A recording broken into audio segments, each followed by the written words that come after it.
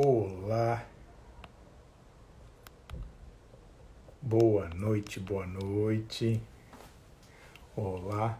Estão me vendo e me ouvindo bem?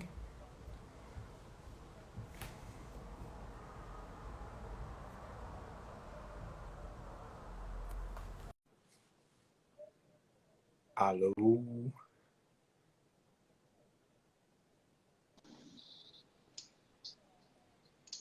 Que alegria Que estar no canal do maravilha. Fred Matos.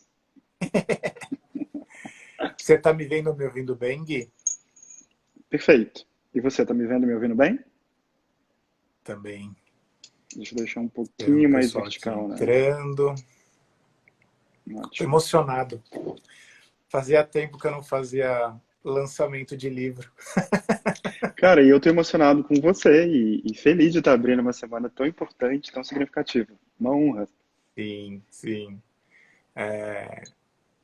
Lógico, né? Tem Para um quem lado não meu sabe, que, pessoal, eu sou padrinho de casamento do Fred. Nós somos irmãos, olha, ó. Irmãos. sim, sim. Já moramos juntos. No começo, pelo menos no começo da minha parte da história, né? Porque a sua já é mais longa que o papo de homem, né? Boas aventuras. Boas aventuras. E, lógico, por um lado, eu fico triste de não estar fazendo lançamento ao vivo, Hum, mas de qualquer jeito feliz com essa oportunidade de poder ter as pessoas aqui, de alguma maneira presentes e conectadas. sim, E tô feliz e queria, obviamente, né, agradecer toda a estrutura que a Editora Planeta e o selo Paidós tiveram com o livro. Agradecer a Juliana, minha esposa, que o processo de escrita, Gui, você que é um escrevedor também, é um processo meio sofrido, meio é um parto. solitário, meio aflitivo. E quando a gente tem uma estrutura que dê suporte para a gente, é uma coisa muito tranquilizadora. Então, a Juliana, nesse sentido, foi super parceira. A gente foi fazendo umas engenharias, porque eu comecei a escrever esse livro efetivamente em março, bem na época que estourou toda a questão da pandemia. E escrevi até agosto, porque tecnicamente esse livro seria lançado em outubro. Então foi uma jornada assim de escrita difícil. Eu escrevia das 4 da manhã até as 10, 11 da manhã de domingo, sabe? Que era o dia que Cara, só você, Fred. Só você. era o dia que sobrava para não ser para não atrapalhar a logística da casa, e o domingo eu passava um pouquinho, né, fazendo aquele esforço, mas no final das contas o resultado valeu a pena. Então finalmente nasceu, deixa eu mostrar também aqui, né? Maturidade emocional. Uau! Quando é que eu vou receber o meu? Pois é, já devia ter chegado. Ah, tá chegando, tá chegando. Que era autografado. E também quero agradecer você que está aqui, que sempre Hum, foi um parceiro de histórias, um apoio hum, muito da minha carreira como escritor, como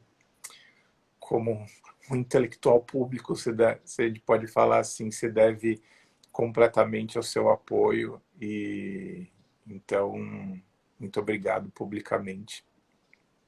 tá aqui no meu E, coração, Fred. Tá aqui no meu e coração. assim, é, Um beijo pro eu, Renato, que acabou de entrar. Eu fico igual o sim, sim, locutor quando eu entro em live. Eu começo a mandar beijo pras pessoas. é muito legal. Eu vou Ah, vendo os nominhos aqui e fica naquele esforço de olhar e não se desconcentrar. Então é bem legal.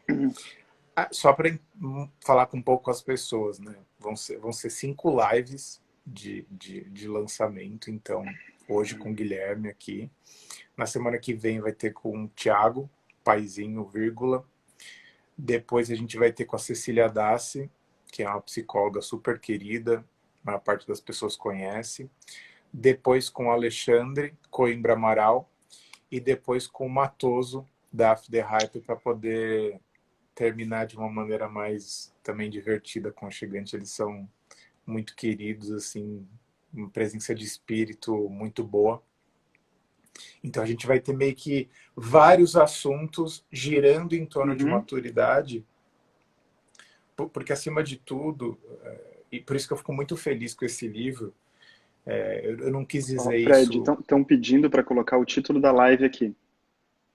ah, Só para o pessoal saber. E tá começando agora, pessoal. isso, porque a maturidade emocional parece estar em falta entre os homens.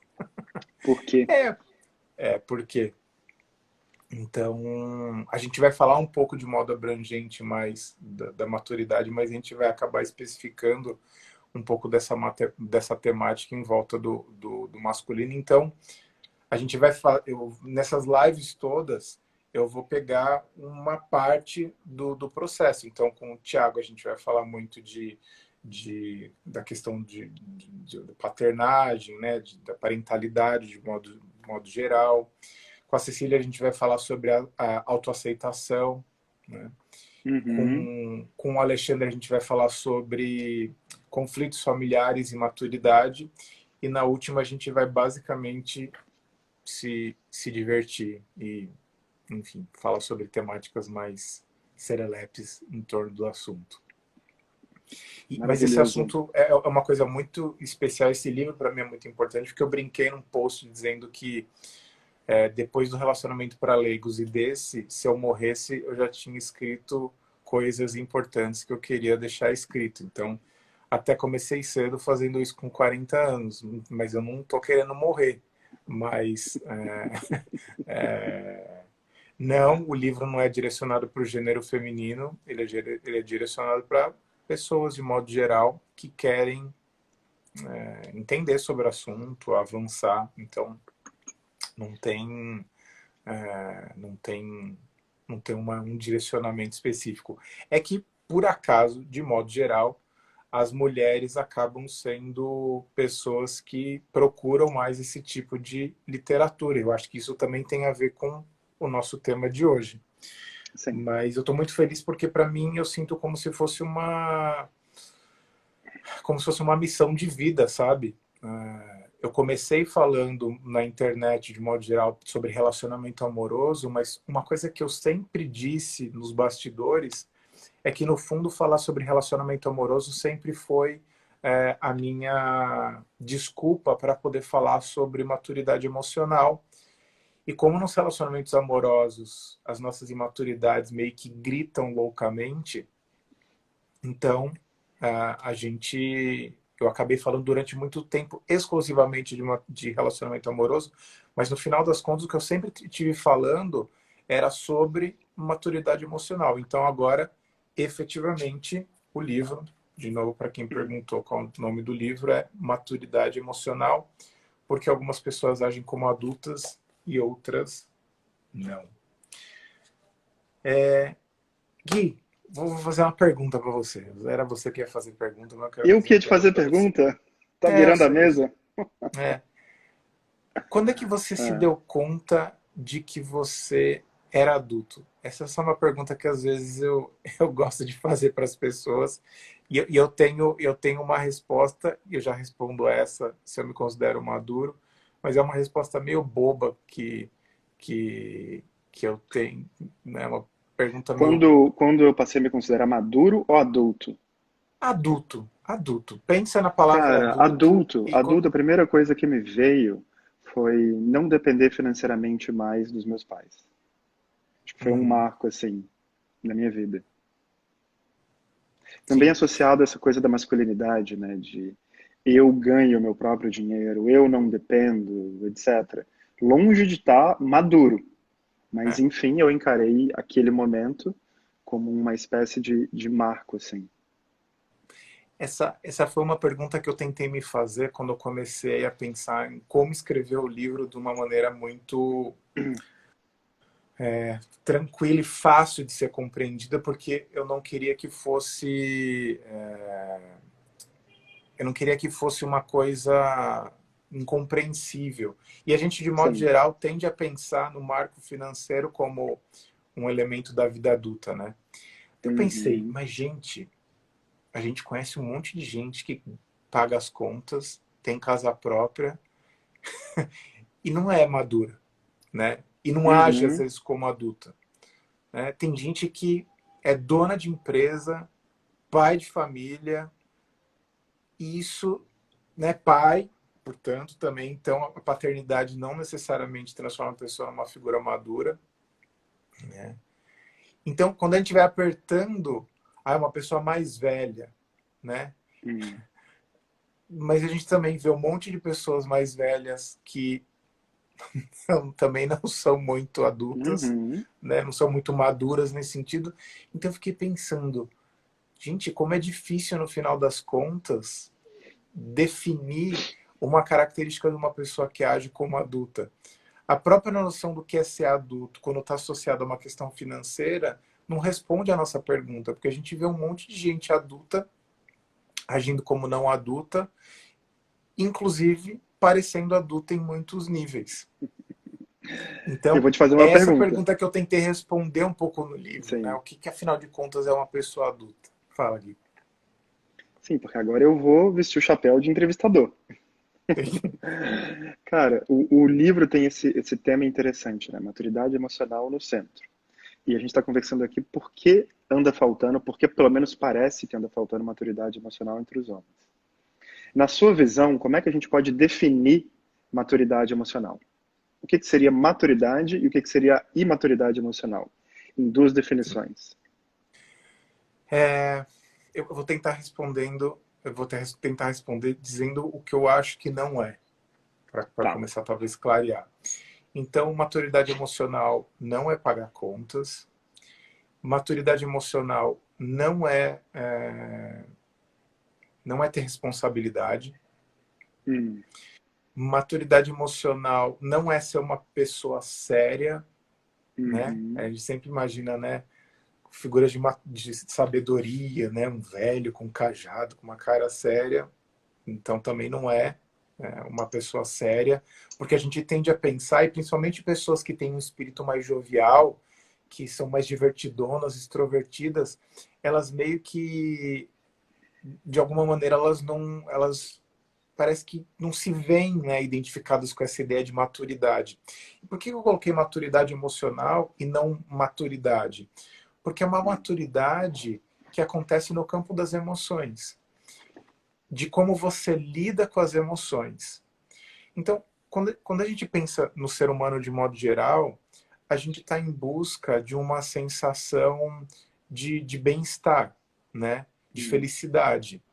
E a gente está, de alguma maneira, tentando evitar o sofrimento, a dor, o constrangimento. Sim. A pessoa madura, de alguma maneira, no meu entendimento, eu penso como uma pessoa que consegue resolver os problemas da vida cotidiana e lidar com os sofrimentos próprios do fato de existir, de tal maneira que ela diminua o máximo de impacto prejudicial para ela e para as pessoas à volta dela, ao mesmo tempo que ela consiga ampliar esse senso de bem-estar e felicidade. Porque Hum. resolver problemas também não faz de uma pessoa ser madura. Sei lá, se eu tenho um problema com uma pessoa, resolvo matar essa pessoa, problema resolvido, né? Pronto, resolvido. Sempre dramático esse Fred, sempre dramático. Só para a gente figurar, né? Criar a imagem mental. Não é. Então, não é resolver problema. Tá cheio de resolvedores de problemas, só que resolver um problema de modo que crie o menor nível de impacto negativo para as pessoas e promova o máximo de bem-estar e felicidade, de alguma maneira está na minha cabeça como parte desse elemento de maturidade emocional. Uhum. O que quer dizer que a minha capacidade de cuidar dos outros está bem afiada, a minha capacidade de gerenciar os picos emocionais que eu tenho e saber conduzir melhor as minhas emoções de tal modo que eu não fique dominado por elas.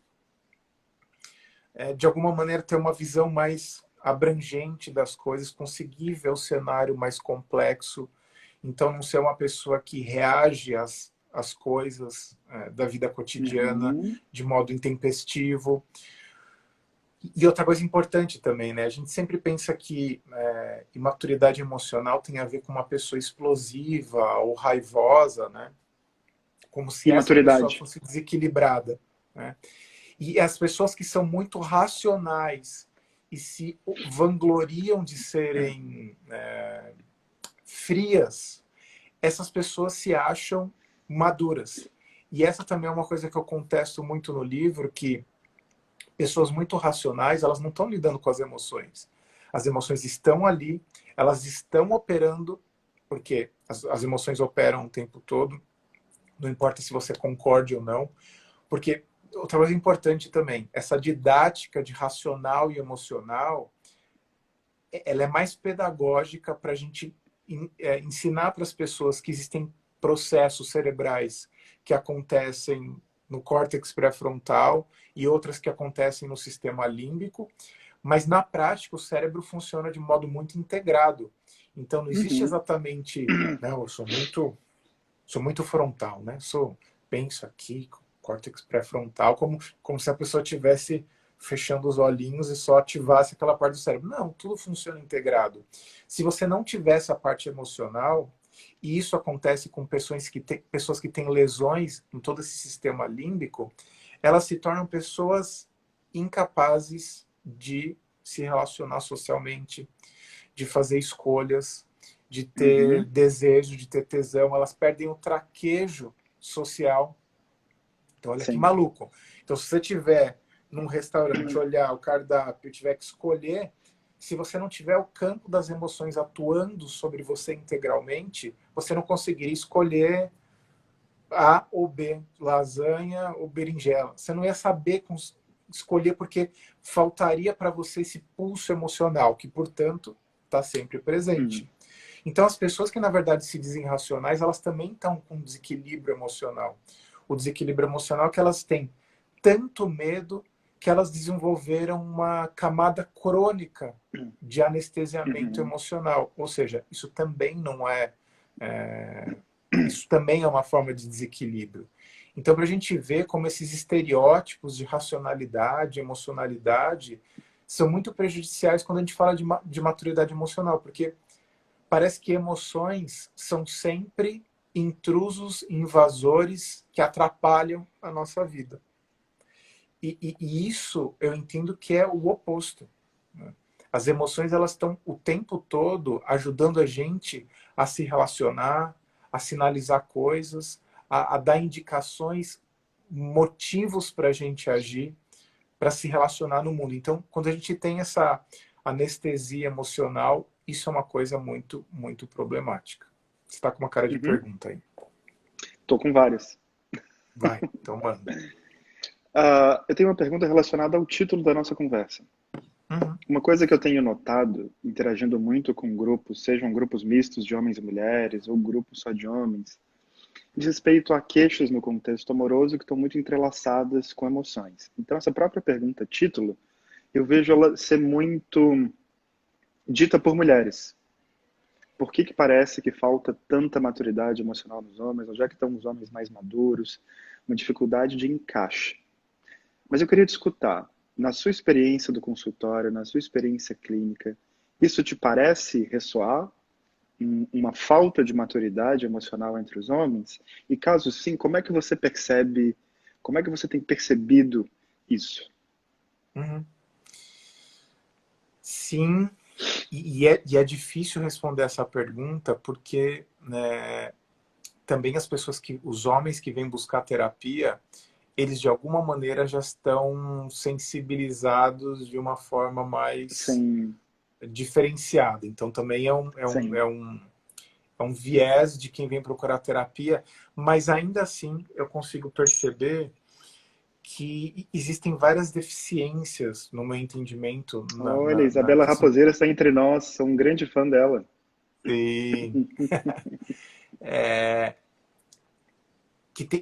vamos dizer assim, na construção da masculinidade, no meu entendimento, e aí você também vai conseguir me ajudar nesse sentido, já que você é um estudioso das masculinidades, ela é forjada de uma maneira muito curiosa. E o fato de eu ter uma filha menina faz eu ficar observando um pouco dessas diferenças de entendimento e de tratamento de meninas e meninos. A sensação que eu tenho, por exemplo, é que existe uma permissividade meio sutil em relação aos meninos, uma coisa meio um riso de canto de boca em relação aos meninos que eu não vejo acontecer com as meninas quando as crianças se comportam de uma maneira meio controversa ou diria transgressora, né? Parece que de alguma maneira no imaginário popular seria próprio dos meninos esse comportamento irreverente, traquinas. Essa figura do Denis, o Pimentinha, parece que de alguma forma já está quase que intrinsecamente conectada com a ideia de masculinidade, como se os meninos fossem esses pequenos serizinhos selvagens que nós não conseguimos conter, né? Como se fosse essa coisa de meninos têm muita energia. Olha como as meninas são calmas e os meninos têm energia. E aí, quando você tem uma filha mulher e ela tem energia para dar e vender, e você fala assim, onde que menino tem mais energia? Onde que necessariamente menino dorme pior e menina dorme melhor? E aí você vê meninos que dormem bem, meninos tranquilos, mas parece que a maneira de descrever o comportamento dos meninos e das meninas vai sendo impressa. Então, um menino e uma menina estão tendo um comportamento dito transgressor, o menino não se contém de alguma maneira aquele menino. O menino vai e a menina, vem aqui! Tem uma severidade em relação às meninas, desde muito cedo, que me parece faltar em relação aos meninos. De novo, como se fosse um comportamento esperado deles e até desejável. Uma coisa meio... um orgulhinho assim no rosto do pai, uma coisa meio... ai, esse menino na cara da mãe. A avó, ai, que menino danado. Uma coisa meio, sabe, meio faceira, uma coisa meio... ai, incontroláveis esses meninos. E a menina, não. Então, se ele está fazendo espacate, colocando o pinto para fora, todo mundo meio que... né? Se a menina faz alguma coisa nesse nível, assim, meu Deus, vai sujar essa vagina, não sei o quê. Agora, se é um menino, pintinhos, né? É uma coisa meio curiosa. As pessoas falam do corpo do menino de um jeito diferente do corpo da menina. Então, se tem um menino meio peladinho, olha lá, que pintão, que pintinho. Ninguém chega para uma menina... Primeiro, a menina dificilmente vai aparecer peladinha, mas ninguém vai falar que vaginão, que vagininha. Então, assim, a maneira com que referencia... Você ri, né? É verdade. A maneira com que se referencia o corpo do menino e da menina, então, desde cedo, existe uma restrição que vai delimitando a menina corporalmente, emocionalmente, e vai colocando o menino sempre para fora, de modo geral, né? Sempre, né? Mas de modo geral para fora, e a menina de modo geral para dentro, uma coisa mais de não sei o que, amor aí. Uma coisa para dentro, conversa. Se tem um conflito, o moleque, assim, dá na cara do moleque. Se é a menina, vamos conversar, chama a mãe aqui. Uma coisa meio conciliadora. Então, nesse sentido, já existe uma permissividade que cria, no meu entendimento, uma certa ambivalência moral nos meninos.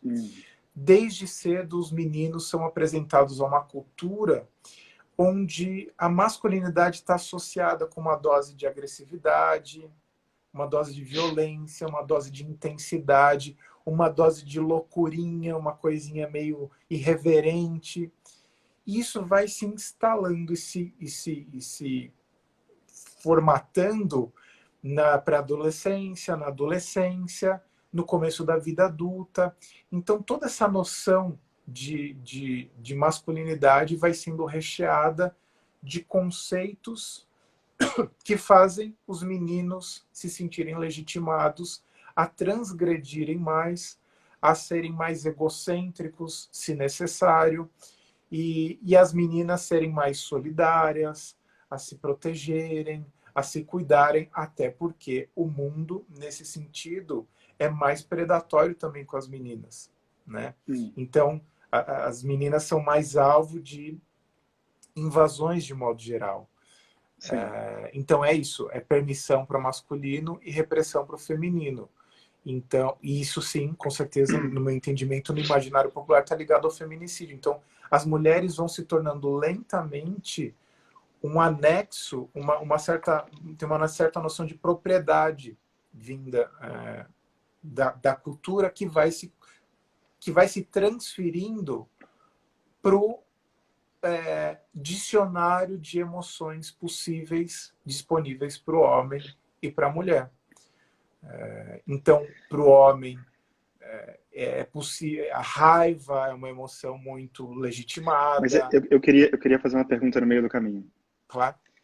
Pegando aqui carona no comentário do Andréa Galindo, 96742. Ele diz permissão para o masculino e repressão para o feminino. Aí um ponto que eu queria discutir comentando é o seguinte. Tem essa permissão, talvez, de externalizar certos comportamentos, mas, por outro lado, tem uma repressão emocional, não? E aí a pergunta que eu queria te fazer, que eu acho que está relacionada ao livro, é: aonde pode desembocar esse treinamento de repressão emocional dos homens? Será que ignorar as emoções não pode ser um mau negócio? Porque muitas vezes também os homens são apresentados como têm acesso a tudo, todos os espaços, e têm inúmeros espaços de poder, e a gente sabe, produzem muita violência. Por outro lado, eu fico pensando se a gente andar por aí com o nosso sistema emocional suprimido e treinado para isso, não é quase como se a gente andasse por aí com uma bola de ferro, ou sem um braço, ou manco, alguma coisa assim, sabe? Sem uma locomoção plena, sem uma leitura do mundo. Qual que é a sua visão a respeito disso? Olha como sua pergunta tem um viés curioso, né? Quando você fala o homem pode se expressar mais livremente em uma certa medida, mas existem repressões emocionais. Olha como a gente associa a ideia de repressão emocional a emoções que sejam da ordem das vulnerabilidades, vamos dizer assim. Tanto homens como mulheres são estimulados e reprimidos emocionalmente.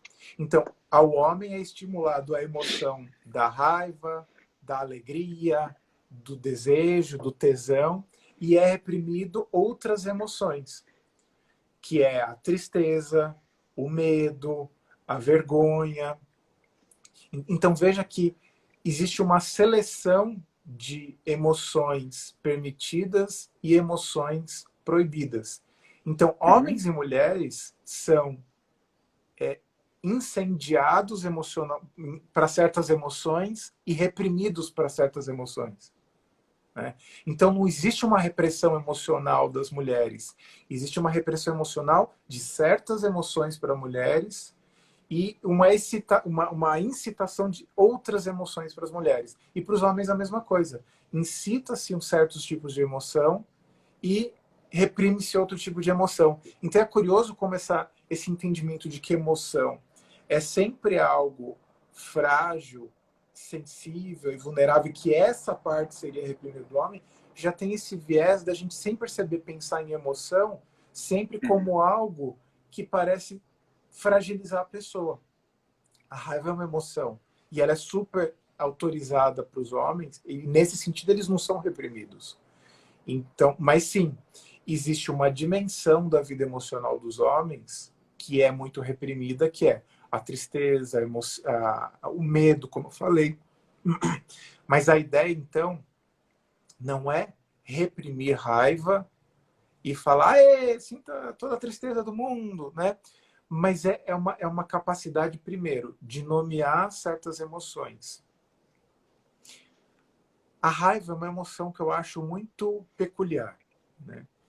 Porque existe a raiva, que é a raiva súbita, quase como uma reação de uma agressão física.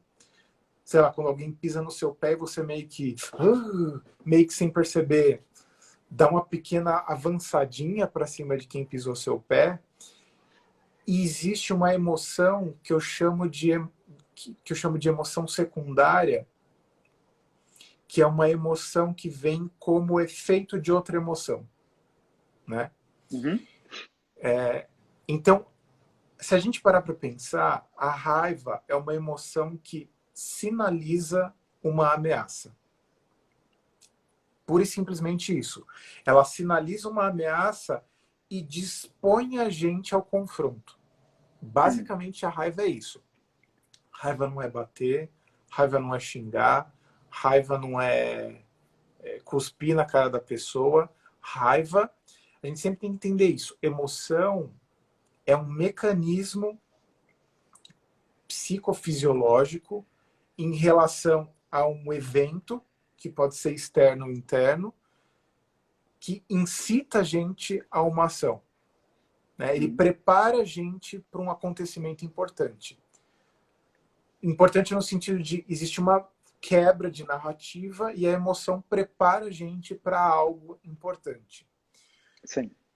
Então, se a raiva está sinalizando para a gente, a raiva é uma emoção, ela é interna, né?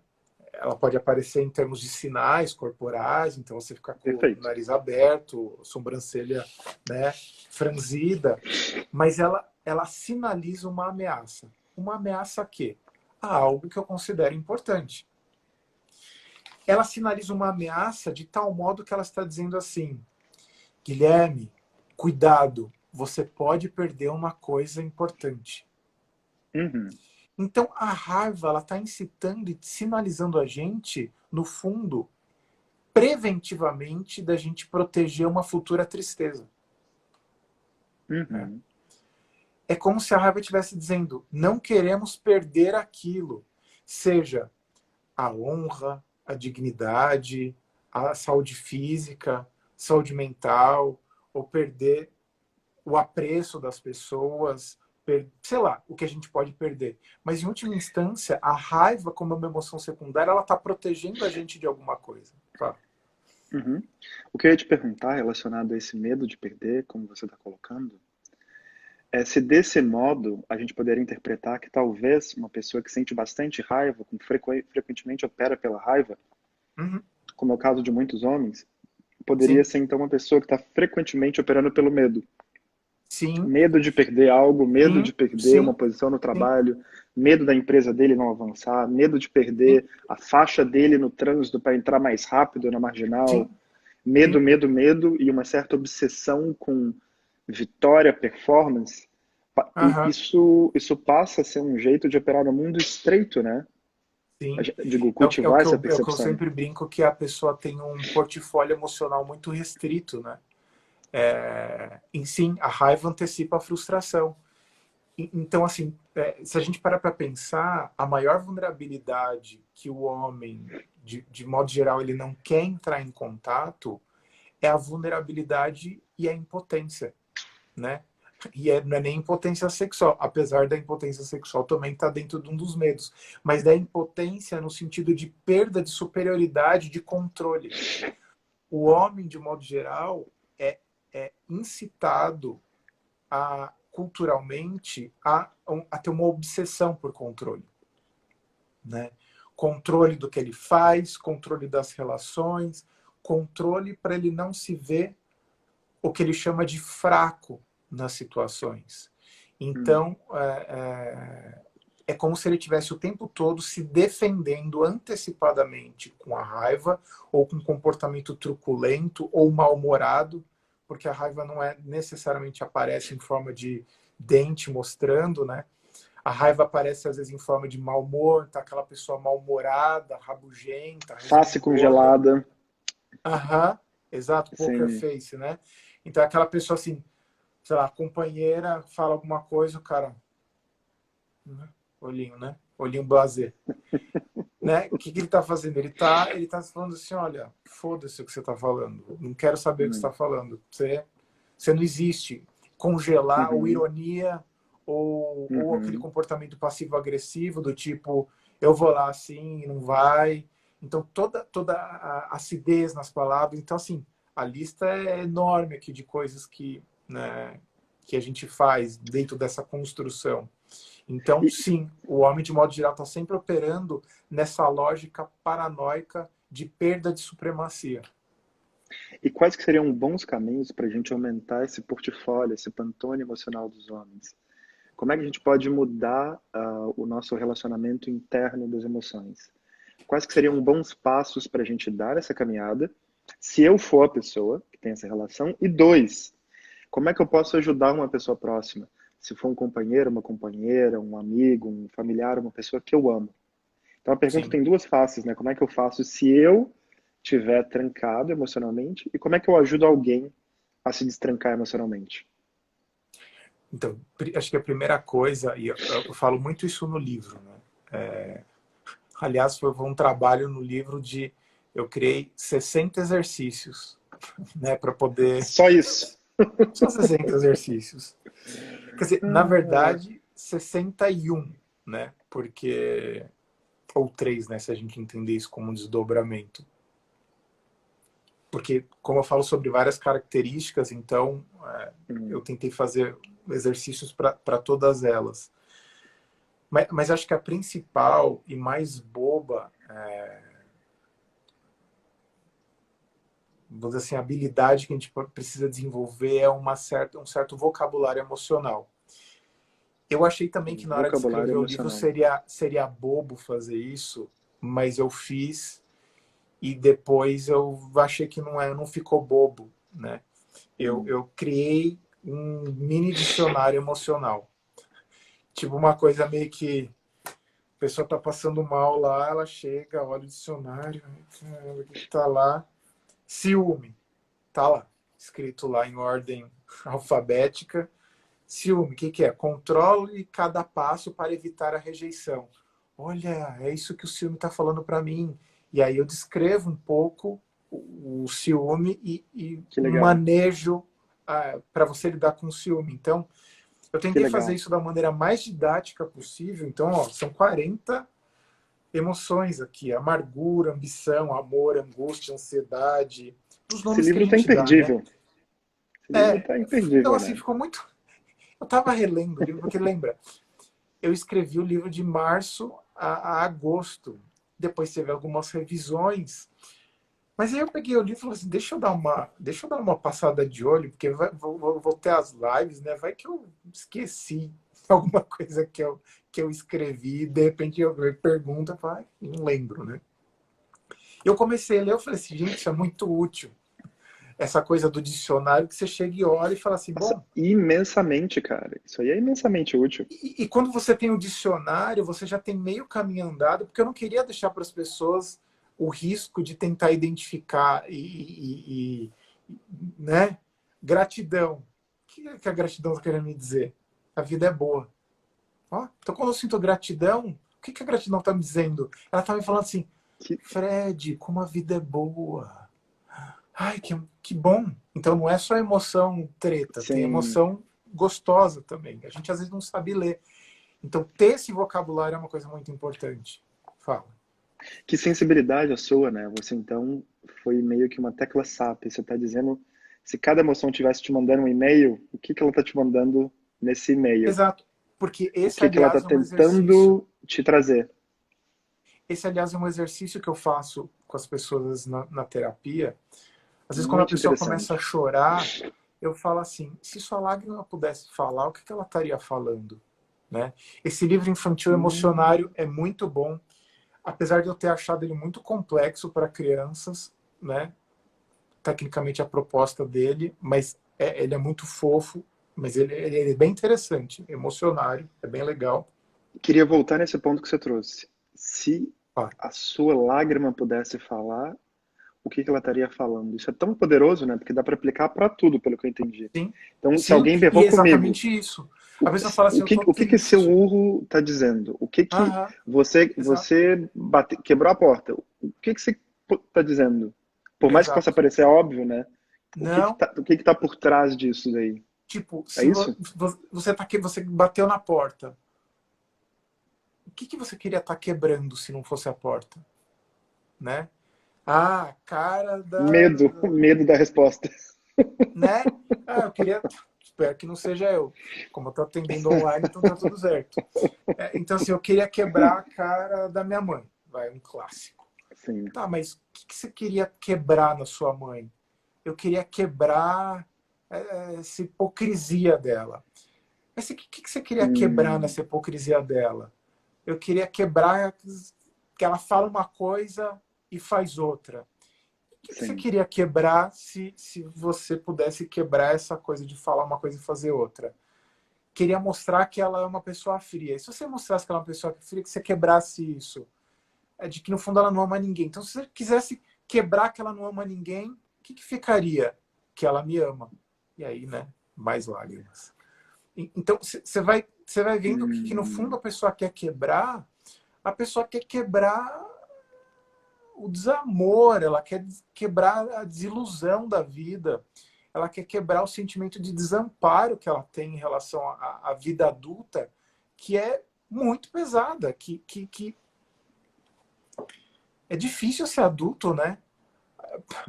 Parece que você tá ficando confortável com alguma coisa, uma coisa muda, parece que a gente tem que ser uma lombada infinita. Parece uma rua esburacada sem fim. Então a gente tá exercitado o tempo todo. Então é complexo. Então, se a gente pudesse conversar com as nossas emoções, e daí o dicionário emocional que eu coloquei aqui, o que ela poderia estar dizendo? Então, ouvir as emoções seria muito importante. E fazer o quê com a outra pessoa? Tentar hum, entender o que está por trás do comportamento aparente dela. hum, Porque a gente também tem uma leitura meio estereotipada do que está acontecendo. Eu, uhum, particularmente, quando vejo uma pessoa com muita raiva, eu fico com muita compaixão dela. uhum, Porque, em especial, as pessoas que têm sempre com raiva de tudo. Eu falo assim, eu sempre penso, caramba, quão vulnerável é essa pessoa, porque ela precisa ficar sempre com os dentes à mostra para ninguém chegar nem perto dela, né? uhum. Eu que estou, né, na minha temporada de ver filmes infantis, eu lembro do filme da Frozen, né? O 1, que ela tem uma cena no filme em que ela tá com muito medo de que as pessoas cheguem perto dela e ela faz ela joga uma camada de gelo pontuda para cima de todo mundo se afastar. E ela vai embora, cria um castelo de gelo. É uma metáfora bonita, Frozen. Ela cria um castelo de gelo afastado de todo o resto para ninguém chegar nela. Aliás, o Frozen foi uma das maneiras que eu encontrei para falar sobre raiva para Nina, né? Que Para falar maravilhoso. sobre raiva, para falar sobre medo, porque no fundo a Elsa, que é a personagem da Frozen, ela tá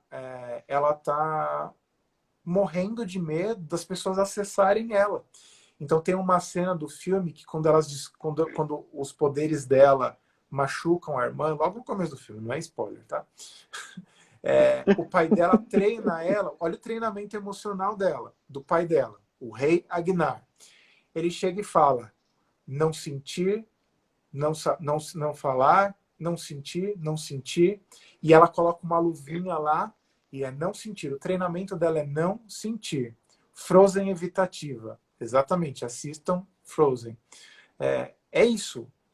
Para ela não sentir raiva, porque toda vez que ela sente raiva, o gelo congela e machuca as pessoas. Agora eu fico imaginando se o Ragnar tivesse dito para a Elsa, Elsa, vamos conversar a respeito do medo? Vamos conversar quando você fica com receio de alguma coisa, quando você ficar triste de alguma coisa? Vamos conversar sobre isso. Então, quando uma pessoa está com muita raiva de tudo, ela está fazendo um pedido de ajuda silencioso. Mas aí uma Uhum. ressalva também importante. A pessoa está lá querendo espancar, baita de um relacionamento abusivo, problemático. Qual é o impulso, vamos dizer assim, de quem está no relacionamento com essa pessoa? Ah, eu vou cuidar dela. Cuidado, né?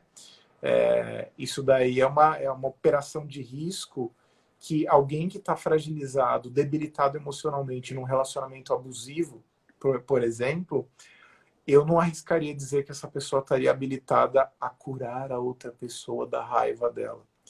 Porque a Uhum. raiva pode vir também associada com outras construções de personalidade e isso pode ser de uma grande dificuldade. Mas agora, pá, Pergunta. Uma coisa que eu escuto muito dos homens e que eu acho que se conecta com o nosso papo é uma vontade de se abrir para esses processos, mas também uma coisa assim, muitas vezes não se identifica com uma linguagem sensível demais, digo, que eles percebam como sensível demais, ou com uhum, processos sensíveis demais. E vou te dar um exemplo. Tem um professor de artes marciais que eu gosto muito, Jason Wilson. Ele está no Instagram, Mr. Jason Wilson, no YouTube. Ele é um pai, um homem negro, fortão, muito legal. E tem vários vídeos dele no dojo, dando aula de artes marciais e mundo das emoções, maturidade para jovens, crianças, adolescentes. É a coisa mais maravilhosa, Fred. Eu já chorei assistindo os vídeos dele porque me toca em um lugar que eu não tenho nem as palavras adequadas, assim. Acho que me toca em um lugar fundo, sabe? A sim, maneira como ele consegue criar esse campo, esse espaço, no qual existe uma fisicalidade, uma expressão física, uma agressividade e um campo de profundo afeto, cuidado, respeito, proteção e diálogo. sim. A minha pergunta é: você acha que faz sentido também existirem esses espaços para que a gente possa talvez acessar mais homens com diálogo emocional? O que eu quero Tem. dizer? Eu fico com a impressão que não é todo homem que necessariamente vai se adaptar ou se conectar com uma linguagem que é sentar no sofá e fazer uma DR emocional. Sentar no sofá e fazer uma Sim, DR emocional. total. Eu faço várias, não tenho nada Sim. contra. Mas é meio que expandindo um pouco aqui a conversa, eu queria muito discutir sobre isso. Olha, eu sou eu sou nesse sentido muito facinho, né? A linguagem que encaixar para a pessoa é a linguagem que precisa ser usada. Existe uma Hum. linguagem suprema, absoluta, filosófica, serena? Existe os caminhos? Claro que existem. Só que quando uma pessoa está muito intoxicada, com mil camadas de cegueira emocional, ela não vai conseguir se adequar a uma coisa muito com essa vozinha aqui que eu tenho de né? Ela não vai, talvez ela não se conecte com essa carinha de bebê de óculos boboquinha que às vezes eu posso ter. Uma Esse cara como a galã, esse sua, psicólogo, essa cara bruta, uma cara como a sua, ser de barba, um ser da natureza selvagem, rústico, essa rústico, cara finalizada no paintbrush. Você vê que não teve muito um acabamento. lenhador dos oceanos, né? Então, às vezes pode ser uma figura que conecta mais. Então, um cara de artes marciais, um cara que use uma ferramenta, um instrumental de transição nesse sentido. E aí eu lembrei, aquela hora da sua pergunta, por que os homens, as mulheres se queixam? Porque quando se trata de relacionamento amoroso, seja antes de começar, ou seja, na fase da paquera, enquanto está no relacionamento e quando está terminando um relacionamento, se os homens não sabem lidar com as emoções, não sabem nomear e não sabem manejar o sofrimento, só tem desastre, né, nesse sentido. Então o cara tá na hora da paquera. ele quer sexo, mas ele não quer relacionamento. Não sabe fazer isso, não sabe confrontar, não sabe ser confrontado. O que ele faz? Ghosting. Ele desaparece, não dá explicação, O que significa deixa tudo no... ghosting? Ghosting é um termo que é virar um fantasma, né? Ele some, ele desaparece, ou um outro termo que é o orbiting, que ele fica meio que orbitando na vida da mulher, ele não sai, mas também não vem, não vem, mas também não sai, e fica naquela coisa, Ah, não foi eu que inventei esses nomes, tá? Carol entre nós, Carol Nalon, beijos. Sim. Então, nesse sentido, esses comportamentos evitativos são a ferramenta principal, são a ferramenta principal de manejar situações de conflito em que é muito difícil lidar com as coisas como elas são.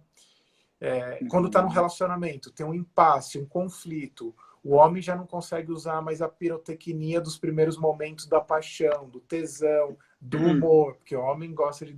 Quando tem problema, o homem acha graça em tudo, faz graça, faz galhofa, mas chegou num assunto sério, o cara não sabe falar o que está pensando. Ele está sempre a anos-luz de distância da parceira, porque mulheres foram treinadas. Obrigado, Carol. Tô feliz com o livro. Maturidade emocional. Aqui, né? Fazendo merchandising. Isso aí, ó. Coloca o link aí na tela. É, então, nesse sentido, a, a maturidade falta. E quando vai terminar o relacionamento, é o momento em que o cara se vê no limite das forças dele, cai numa apatia misturada com euforia, não sabe lidar com as coisas, fica uma coisa meio perdida. Normalmente nessa hora que ele às vezes vai buscar terapia e olhe lá, ou ele entra num procedimento meio nababesco de putaria, de loucura, de bebida, de anestesiamentos emocionais. E por isso que, em matéria de maturidade, o homem vai ficando para trás, porque, de modo geral, ele nunca vai confrontar, ele não vai passar por um processo de Uhum. psicoeducação emocional, de entender o que está acontecendo, de autoanálise, de Sim. troca, ele não tem uma rede de amigos qualificados para poder tratar disso, onde todo mundo vai tratar com galhofa, né? Tô adorando levantar a mãozinha para fazer Ah, pergunta. levante. Eu quero oferecer um cobertorzinho de afeto para os homens. Me empatizo muito, assim, com o sofrimento e a dor, porque já causei muito sofrimento e já vivi muito sofrimento, como você sabe. E aí uma coisa que me vem, né, a gente falando dessa falta de maturidade emocional, dessa falta de vulnerabilidade, e me vem uma coisa também de solidão. Então, Inclusive no estudo que a gente fez, no Silêncio dos Homens, inclusive quem quiser ir atrás do documentário O Silêncio dos Homens no YouTube, lá a gente traz um dado. 4 em cada 10 homens, dado 2019, 40 mil pessoas na pesquisa. 4 em cada 10 homens hoje afirmam que se sentem solitários sempre ou com muita frequência. Eu vejo isso conectado também a um quadro no qual fica difícil cultivar a maturidade emocional. Porque talvez menos maturidade, menos vulnerabilidade emocional, menos vulnerabilidade, menos conexão. Menos conexão, menos amizades verdadeiras. Menos amizades verdadeiras, mais broderagem até a página 2, muitas aspas, e mais de um tipo de um buraco profundo, uma carência profunda, um anseio pelo afeto, pela troca, por um senso de irmandade, de nos reconhecer como irmãos, né? Aí a minha pergunta, Fred, para você, a gente está chegando no final, considerando a importância disso, considerando que o mais longo estudo, o mais longevo estudo, 75 anos de estudo de Harvard, já feito com homens, mostrou que a variável mais precisa, mais poderosa para entender se uma pessoa iria ter uma vida longa é perguntar para ela se ela tem alguém para quem ela pode ligar a qualquer hora da noite. Ou seja, tem laços fortes? Você tem pelo menos 3 pessoas para quem você poderia ligar a qualquer hora? Existem esses laços na sua vida ou não? Aí a minha pergunta é, diante disso tudo, dessa solidão, diante do quanto a maturidade emocional, a vulnerabilidade é chave para a gente quebrar essa casca, cultivar laços. Considerando que você escreveu um texto maravilhoso no Papo de Homem anos atrás, chamado Solidão Masculina, que é um marco. Joga no Google, pessoal. Como que a gente pode fazer para superar isso? Para superar essa solidão e para desenvolver uma outra maneira de caminhar e nos relacionar pelo mundo. Enquanto homens, né? Que não seja Sim. uma maneira presa numa casca de solidão, fechamento, de receio, quase como um caramujo, né? Sim. Escondendo aqui as cartas na mão com medo de se colocar no mundo. O que você sugere para quem estiver nessa posição agora? Estiver aqui nos escutando, talvez. Olha, pode parecer um pouco brega, ultrapassado, mas como a identidade masculina não se constrange com a ideia de proteção, a Juliana agora Hum, aqui como testemunha final. Ju, Como homem não tem problema com a ideia de proteção, eu diria para o homem se conectar em primeiro lugar com as pessoas que ele ama, ou as pessoas que ele amou. Né? Então, se tiver algum homem, tem muitos aqui vendo a gente, se eu pudesse falar para a gente fazer 10 segundos de silêncio e meio que fechar os olhos e pensar em uma pessoa que a gente ama ou já amou muito, se a gente conseguir fazer isso,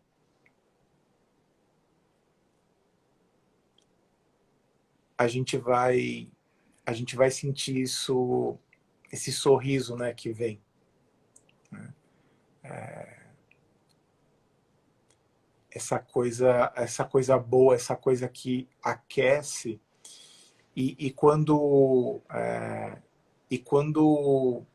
a gente consegue acessar esse sentimento de amor, a gente consegue se perguntar o que eu seria capaz de fazer para sustentar esse amor e sustentar as coisas boas que estão presentes nesse amor e lembrar os bons momentos em que esse amor chegou até mim e como que eu poderia cultivar mais disso e fomentar mais possibilidades desse tipo de conexão. E como eu poderia me aproximar mais dessas pessoas que eu amo e perguntar para elas o que elas precisam de mim de verdade. Se elas pudessem pedir uma coisa importante para mim do ponto de vista emocional, o que elas pediriam? E eu acho que esse começa a ser meio que um caminho para a gente acessar um pouco da nossa vulnerabilidade através da proteção daquelas pessoas que a gente mais ama. Então eu ainda acho que o amor e a compaixão, elas têm um acesso emocional muito forte para evocar da gente essa questão da sabedoria ou da maturidade emocional. Eu acho que eu só não chamei esse livro de sabedoria porque acho que soaria meio que fora do campo da psicologia. Mas, em última instância, é um pouco disso que o livro trata, né? Para não virar o livro da sabedoria também, ia só meio presunçoso, acho. Mas, em última instância, é um exercício de sabedoria e de amadurecimento emocional. Em última instância, é disso que trata o livro. Um pouco de amor, um pouco de sabedoria, um pouco de serenidade. E é óbvio que tem muitas outras coisas que eu abordo do campo da psicologia, mas que no final das contas ajudam a gente a se conectar com o que a gente ama e a maneira com que a uhum, gente é amado. Muitas coisas para falar, né, Gui? Uma hora é maravilhoso, sempre pouco. maravilhoso. Enquanto você ia falando, eu fiz o exercício. Fechei os olhos, respirei, fui pensando. Lembrei muito do nosso laço de amizade. Estamos em sintonia. Estamos em sintonia. Estamos em sintonia. Acho que é Eu isso. achei muito lindo, cara. Daqui a pouco o Instagram vai expulsar a gente, né? Eu Então, queria comentar uma coisa para fazer uma duplinha com a fala do amor. Posso? Claro. Coragem. Convidar os homens que estão aqui nos escutando, né, a terem coragem, a abrir espaço para esse amor que o Fred colocou tão maravilhosamente. E coragem. Coragem de separar tempo para isso. Coragem de fazer, mesmo quando a gente acha que não sabe como fazer, não sabe como procurar, não sabe com quem falar. Coragem, assim.